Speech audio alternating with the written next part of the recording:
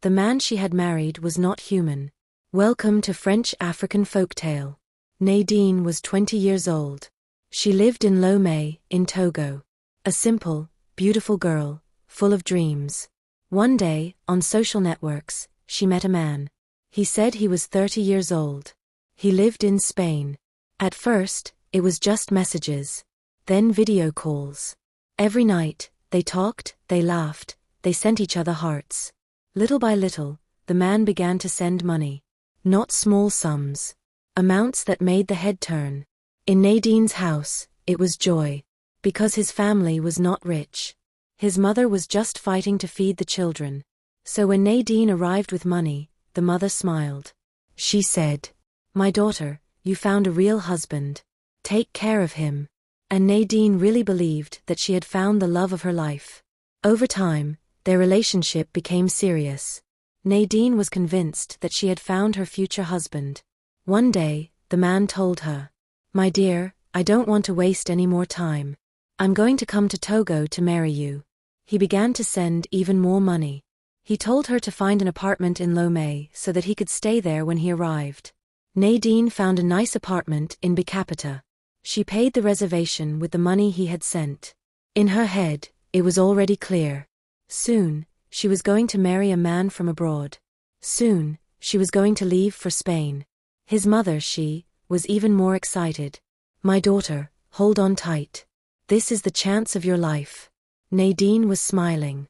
She already felt like a blessed woman. The day of the arrival, Nadine had dressed like a queen. She had left for the international airport Nassin and Yadima de Lomé, impatient to finally see her future husband. On the road, she did not stop smiling. In her head, she said, "Today, my life changes." Arriving at the airport, she looked everywhere. But she did not see the gentleman. So, she takes her phone and calls him. "I'm here at the airport. Your plane has already landed, but I don't see you. Where are you?" The man answers him calmly. "Look closely, the man in the blue shirt, over there, it's me." Nadine raised her head. Her heart stopped. It was not a 30-year-old man. No. It was an old dad. He was almost twice the age he had told him. She stayed still. She just murmured, "But, it's not possible." The old man smiled. He opened his arms. "My dear, come. It's me." Nadine wanted to run. But deep in her head, she heard her mother's voice. "It's the chance of your life. Hang on." When Nadine came back from the airport, she was upset. She went to see her mother, almost in tears. "Mom, look, this man lied to me. In the video, he looked young. But in reality, he's an old dad. I'm ashamed, Mom." But the mother did not look at the lie. She looked at the money. She told him calmly, "My daughter, listen to me. An old rich man is better than a young poor man. These men know how to keep their wives. Do not look at his age, look at his level. If you hold on, tomorrow you will be in Spain. And there you will call your brothers, you will help the whole family." Nadine shook her head. She did not want to. She felt trapped. But a few days later, the man came back. He gave her $8,000 cash, just like that. Nadine looked at the money. She thought of her brothers, her mother who was fighting. And she said to herself in her heart, "I'm going to close my eyes. I will continue." From that day on, she decided to stay with this old man.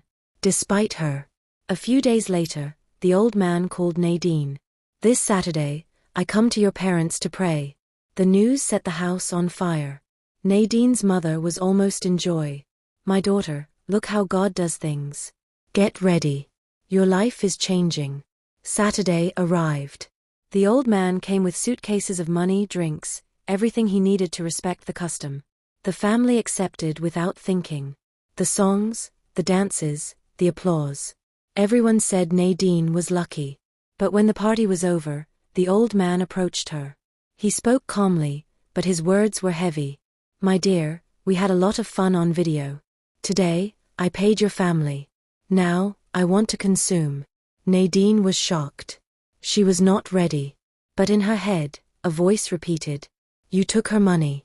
You have no choice." That night, Nadine gave up. She went to bed with this old man. After that night with the old man, Nadine went home. She was tired, but especially troubled. She was ashamed, she said nothing. A few hours later, going to the bathroom, she felt a strange burn when she urinated. She squeezed her teeth. She said to herself, "It's nothing, probably a small infection." The next day, the pain got worse. She went to the pharmacy. She bought antibiotics to heal herself. But it didn't work. Every time she peed, there were strange secretions. Not normal. Like small pieces of rusty metal. She touched them with her fingers. And it crumbled like dust. Nadine was confused. But, what's happening to me? She thought it was a temporary infection. But deep down, it was the beginning of the nightmare. Despite the pain, despite the strange secretions, Nadine continued to move forward. The old man had given even more money. With that, the family organized a big customary wedding in Lomé. That day, the house was full. The music was playing. The clothes were beautiful. Nadine wore her wreath like a real bride. The whole neighborhood was watching. They said, "This girl has found the chance of her life." Her husband came from Spain on purpose for her. People congratulated the family. The mother smiled, proud in front of everyone. But Nadine, behind her smile, hid her pain. She felt that something was wrong with her. While everyone was dancing, she isolated herself for a moment. She tightened her belly. "Lord, what's happening to me?" But she had no choice. The wedding had to continue. She took on her. She came out even more smiling. No one could guess that the wedding that day was already beginning to destroy itself from the inside. After the customary wedding, everyone thought that Nadine was living her dream. The old man told her, "The religious wedding, we're going to do it in Spain. Get ready, I'm going to launch your visa." But during this time, her body let her go. Every day, the pains increased. Every time she went to the bathroom, she almost screamed. The secretions became worse, the smell unbearable. At night, she no longer slept. She twisted in her bed, in silence, not to alert her family. She only confided in her little sister. "I'm afraid. I feel that something is killing me from the inside." Her sister looked at her without knowing what to say. Because despite the jewelry, despite the clothes, despite the promises of Spain, Nadine was dying of grief. Only a few days after her customary wedding, Nadine couldn't take it anymore. Her body was weak. She didn't eat anymore. She didn't sleep anymore. The pains were unbearable. These strange secretions had taken over. Even her relatives began to feel that something was wrong. After her customary wedding, Nadine went to live directly in the apartment that the old man had rented for them in Lomé. She thought it was just a step before leaving. Every day, she prepared her suitcases. She also went to see her family to tell them, "I'm leaving soon." She already spoke like a woman who had a foot in Spain. But the family, there was something shady. Because until then, no visa files had been filed. No papers had moved. And yet, the old man repeated with confidence, "My dear, in a week, we are traveling." Nadine, naive, believed everything. She repeated to her relatives, "Don't worry, I'm leaving in a few days." She didn't know that in reality, she would never leave Togo. After the customary wedding, Nadine often visited her parents. She wanted to enjoy the last moments with them before leaving. One evening, around dinner, one of her brothers threw it to her. "My sister, you talk about traveling every day. But the visa then? How come we don't see anything?" Nadine smiled to calm things down. "My husband told me that everything is settled. In a week, we leave." His brother shook his head. "No, wait. Do you think a visa for Spain comes out like a bus ticket? It's not possible. I don't understand." The others in the house also began to doubt. Nadine, embarrassed, cut short. "Leave your stories. In a few days you will see for yourself." She wanted to believe her dream. But her family, began to feel the danger. While everyone was talking about traveling, the real problem was elsewhere. Nadine's health. For a while, she felt unbearable nausea down there. It burned. It scratched day and night. She had to rub herself to the point of using a toothbrush to scratch herself inside. It had become uncontrollable. The hairs of her intimate part fell off with the flesh. Her skin was tearing. It was horrible. Nadine often talked about it to her little sister, who was her confidant. My little one, I don't understand what's going on. It scratches me, it burns me, it destroys me. I can't even cut my hair anymore because the flesh comes off. The sister looked at her, shocked, without knowing what to answer. Nadine thought maybe it was her family's witchcraft. Maybe bad luck. But in truth, it was much more serious than that. 3 days before the date of the trip, the old man called Nadine. He gave her a big envelope full of money. He told her calmly, "Go deposit it at your parents' house. It's for them. Get ready, because in 3 days, we're leaving for Spain." Nadine took the envelope and left it at her mom's. But in her heart, she was not calm. Her tantrums had become unbearable. She couldn't sit properly anymore. That day, she told her sister, "I'm going to see a doctor. I can't take it anymore. If it's not my family attacking me, then I have to know what I have." She went straight to the hospital. When the doctors examined her, they were shocked. They told her, "My sister, you can't leave like that. Your case is too serious. If they let you in, you risk dying." That's when Nadine understood. Something was really wrong. At the hospital, the doctors clearly told Nadine, "Your case is too critical. We can't let you in. If you want to go out, you have to sign a discharge. But know that on the way, you can die." Nadine was in shock. She thought about her departure planned for Spain, 3 days later. She cried and repeated, "But doctor, I have to travel on the 14th. My husband is waiting for me, my visa is ready." The doctors looked at her, helpless. They put Nadine directly under observation. During this time, she took her phone and called her little sister. The trembling voice, she said, "My little one, come quickly. I'm at the hospital. My case is serious." The little sister ran. When she arrived and saw Nadine hooked, suffering, she understood that it was not a simple infection. It was something much darker. At the hospital, Nadine's condition was getting worse. She was sweating. She was writhing in pain. Between 2 breaths, she was always repeating the same thing.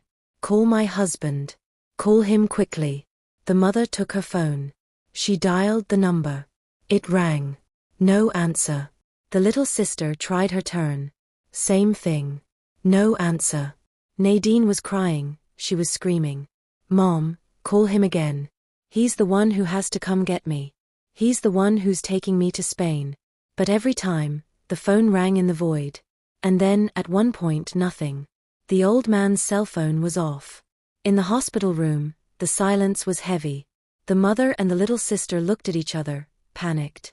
Nadine, was beginning to understand that something was wrong. She did not believe that her husband had disappeared. Seeing that the husband was no longer responding, Nadine's little sister decided to run to the apartment. She wanted to find him, bring him back to the hospital. Arrived on site, she asked the guards, "Please, I'm looking for my brother-in-law. My sister lives here with him. I have to talk to him, she is between life and death." The guards looked at her, surprised. One of them answered, "My daughter, your sister lives here alone. The day she arrived, she only had her suitcases. Since then, no man has ever come to settle in with her." The little sister thought she misheard. "It's not possible. How alone?" All these days, she said she lived here with her husband. The guard insisted. "We've been working here since the beginning. We see who comes in, who comes out. Your sister has never been with a man. Never." The little sister was stunned. It was as if the ground was opening under her feet. She understood that something inexplicable was surrounding this whole story. At the hospital, Nadine's condition was getting worse by the hour. She twisted on her bed, her legs creased, her eyes wide open. Suddenly, she began to speak with a trembling voice. "Mom, they're here, they want to take me." Her mother approached, she took her hand. "My daughter, calm down, who is he?" Nadine cried, she repeated. "Me, I don't want to go with them. I wanted to go to Spain, Mom. I wanted to see Europe, I wanted to travel." "Not like that." Then, all of a sudden, her eyes were closed. She was screaming. "Mom, I can't see anymore, I'm blind, I can't see anything anymore." Her sister and her mother were crying next to her. Nadine was holding out her hand as if her life depended on it. In the room, the doctors were powerless. They knew she was shaking. Nadine couldn't take it anymore.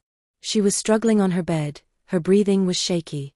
She held her mother's hand with all her might, as if she was afraid of being ripped off. She was screaming, "Mom, they have my suitcases. They want to take me. I wanted to go to Spain, Mom, save me." Her eyes were already closed to the light.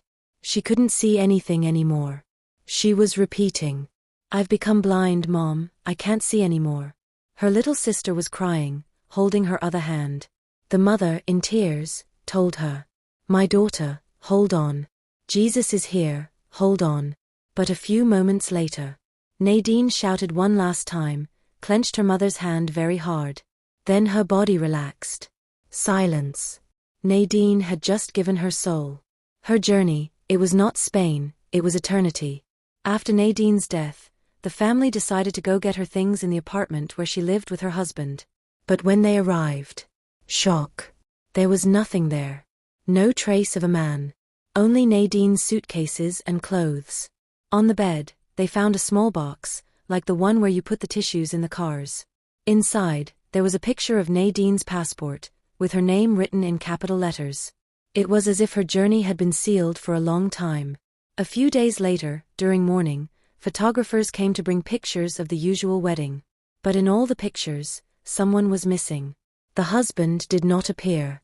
In some photos, we saw Nadine smiling, holding out her hand. But she was holding it empty. On others, she was kissing, but it was in the air. As if she had celebrated alone. Even the videographers said they did not understand. In front of their cameras, there was a man. But in the pictures, nothing. Friends, this story has frozen the whole neighborhood. That man never existed. This is how Nadine lost her life. She thought she was traveling, she thought she was starting a new life in Spain. But her journey, it was death. Today, open your eyes. The outside world is full of traps. The promises on the internet are not always real.